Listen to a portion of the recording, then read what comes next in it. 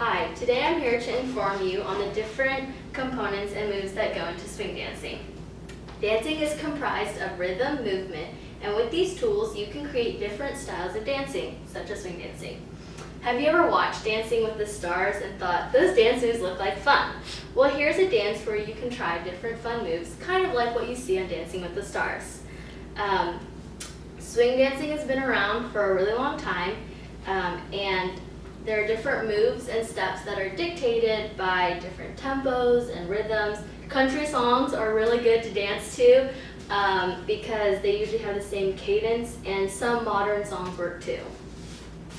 So the first step to any dance is to make sure you have the right music. Music has three parts. It's composed of harmony, melody, and rhythm. The music arousal level is related to the musical parameters such as pitch, tempo, and rhythm, according to music composition from the brain signal. Rhythm is the one you use for dancing. Melody and harmony are more used when you sing or play an instrument. You don't need them as much for dancing.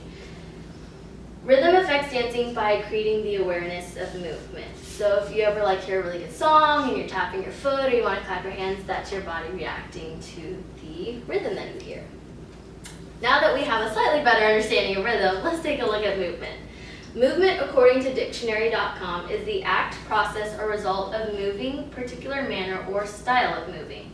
So there are different types of movements, like subtle versus explosive. So I could subtly wave to you guys, or I could explosively wave. Another example is repetitive versus unique. So repetitive could be line dancing, like the wobble or the cha-cha slide. Those dance moves are on repeat. You usually know what's going to happen next, and they don't change. However, unique dancing could be like modern dancing or just something where you don't quite know what's going to happen next. It's always changing and always different. So swing dancing is a little bit of unique versus repetitive because you have your staple moves that you do all the time, but you can change up in the order you do it. So that's how it can be a little bit of both.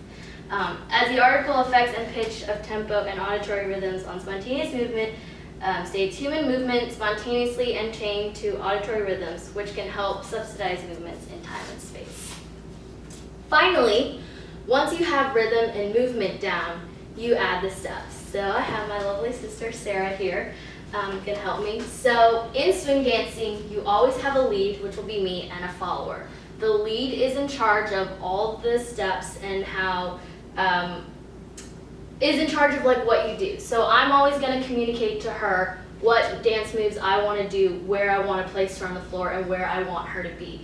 She has to learn through signals that I'll give her that, hey, I want to do this move based off my body language and the signals I'm giving you. And so takes a little bit of practice because you got to learn all the different signals and moves, but it's a lot of fun. So I will demonstrate. So the first, I'm going to show you guys 4 steps today that I think are super fun and easy to learn. So the first thing to keep in mind is the lead's hands always go under the follower's hands. And you want to make sure you have some tension because when you're moving around, if your arms are just flailing, it's a lot harder to bring them back to you because usually you want a good center. When you're not dancing, you usually are in this close proximity. And so the first step I'd like to show you, it's called the 1, 2, 3, 4 rock step. Everyone does this move slightly different. It's the basis of swing dancing. However, there are different forms of swing dancing, so everybody might do this move slightly different. What I've found is that the most confident follower, which is her, will be able to, if you're a really good dancer, the lead, you'll be able to match